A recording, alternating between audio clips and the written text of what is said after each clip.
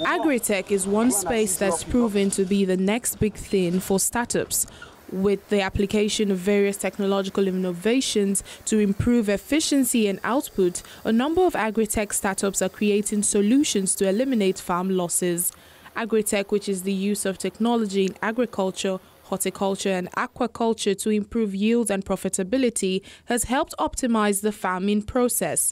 In Nigeria, agritech startups have continued to tackle some of the challenges farmers face by streamlining the agricultural value chain. However, more needs to be done to make the process easier and provide the necessary support to scale. Comfort Onyaga, founder of Izanu Africa, discusses how we can leverage technology to build a viable agricultural sector. Comfort, glad to have you on Tech Trends today. Yeah, it's my pleasure, CFA. Good afternoon. Okay, so let's start by understanding how blurred the line between technology and the agricultural industry has become today. Yeah, thank you very much. So when you talk about technology and the agricultural industry, especially the ecosystem in Nigeria and in Africa as a whole, right? The line is very, very blurred. Like it is very blurred in the sense that we do not have the technological infrastructure in Nigeria sufficient enough to drive the agricultural sector and ensure the optimization of the value chain. So especially in the rural community where most of the agricultural activity takes place. So it's not enough for us to say we have a proliferation of the ag tech company springing up here and there at the rate of, let me say, 110%. Yeah, it's happening, but the line is still really blurred because of lack of policy implementation. We do not have the infrastructure. Advocacy is happening, but it's not enough. How concerted are we? Is the Federal Ministry of Agriculture, working with stakeholders across the different segments of the agricultural value chain to ensure that technology is integrated into the agricultural space? So that leads me to my next question, right? And we know how countries like Israel, even though they are smaller in size and population, have done well with agriculture. Do we have a national strategy that can help us maximize the role of technology in agriculture? Yeah, just recently, sometime last year, in about October, November, the DG of the National Information Technology Development Agency launched the 10 years plan, the national strategy. There is a strategy, but the thing is, implementation is where it lies. So the strategies, is get towards ensuring that Nigeria becomes one of the top 3 countries in securing food, ensuring food sufficiency, and also driving export standard agricultural produce, leveraging the African Continental Free Trade Agreement, the borderless trade and all. The strategy is in place, but are the key players in the agricultural sector, right, carried along in ensuring that these strategies is implemented? Who do they know what their role is? Like I said, it requires a concerted effort. Having the strategy is not enough. If we do not make effort towards ensuring that we domesticate it, you just realize that the document becomes obsolete. It's just there, and we continue to play catch up with the 4th Industrial Revolution. Based on what you have said, how do we really get more young people to be interested in the agricultural sector? Because sometimes when they hear about it, it seems like everyone has to go to the farm. But, try to explain to us what the value chain looks like in that sector. Yeah, so the value chain is currently evolving with technological innovation, disruption here and there with the Internet of Things, AI, big data. So this is where the Gen Z and the millennials come in, to bridge that gap, because they are the ones that are digitally literate. So it also behoves the institutions to see how the capacity of the young people are built to be able to use this technology. So that in itself is not enough. So what are the incentives beyond making it attractive enough for the young people to come in? If I go into agriculture right now and leveraging technology to drive farming that, beyond the fact that we have the ICT as a tool, we also have the other side of it that has to do with the mechanized farm equipment, the tools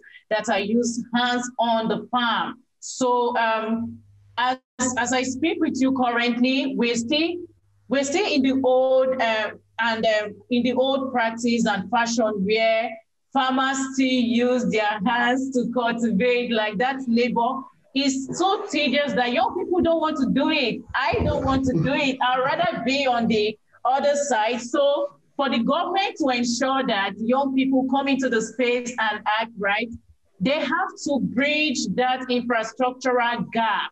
Beyond ICT, we need mechanized farm equipment that will make agricultural farming exciting for my generation, because agriculture is the way to go. Agriculture is the only sustainable means through which we can drive growth and economic development in Africa. Agriculture is the new oil money. Okay. So what are some of the ways that big data, you mentioned IoT, how are they driving change in that industry? Yeah, so it has actually gone a long way, with Nigeria, Kenya, and Ghana as the top 3 countries in the AgTech space. You see, currently we have challenges, climate crisis and all. So with big data, Internet of Things, AI, artificial intelligence, right?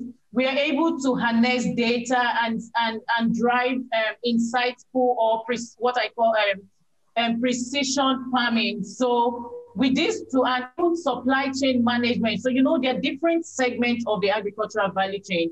There's the supply chain bit of it. You require data to be able to drive that. And there is also climate smart irrigation.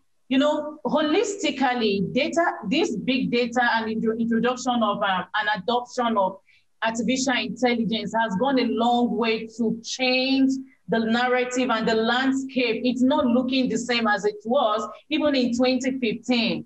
And I believe it's going to get better. And this is the only way forward to guarantee food security in Africa. So as an AgTech startup, what are the challenges you're facing today? Yeah, the challenges I'm facing today is lack of infrastructure, technological infrastructure sufficient enough.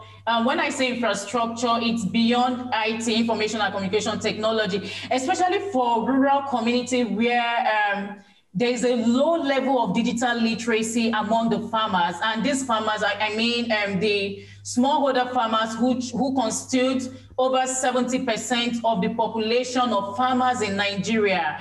There's low digital literacy, there's no technological know-how. Even for mechanized farm equipment, they really do not know how to use it. So as a startup, we're having these challenges, and that would also increase our unit economics in a way, because we have to work with agents to ensure that these services are delivered to them, since they are not digitally literate enough to use these tools. Okay, Comfort, finally, you mentioned it a bit, but I know that one of the challenges that you would face, in this space is the issue of trust. How are you confronting that? Yeah, so the issue of trust, especially in the aspect of service delivery and engagement with the key stakeholders, even in the land system. How people are afraid of even buying land or going to lease a land that is owned or fraughted with a lot of challenges, maybe communal or family issues, right? So we're working with the core stakeholders, which is the government. We have the geographic information system offices domicile in most of the states. And we're also working to see that we work concertedly to adopt the right tool, the GIS tool, to ensure that even the landowner and the lessee, that's the user, right, are able to use that tool to ascertain the size of land. Then we could do our due diligence behind the scene and ensure that the right info, it is only land that is devoid of such issues and challenges people are afraid of that is listed on our platform. So that way we're buying down the risks for the land users. Awesome, Comfort. It's so encouraging to see that you're a woman in technology trying to make a difference in the agricultural tech space We wish you all the best. Thank you for being on the show today. Thank you very much. Yeah, thank you very much for having me, CFA. Thank you. Have a good day. You too. Bye-bye. Yeah, bye. I've been chatting with Comfort Onyaga, founder Izanu, who continues to build despite the challenges that startups like hers face. As she has stated, the industry certainly needs to be made more attractive for the younger generation. Now, if we want to build a more viable agricultural sector, then we have to invest massively in infrastructure, modern equipment, technology, and of course, security. That's our show for today. Remember, we live on social media at Tech Trends TV. You can watch these and previous editions of the show on Channels TV, YouTube, or cfablog.ng. For Tech Trends, I'm Chukwemeka Agbata.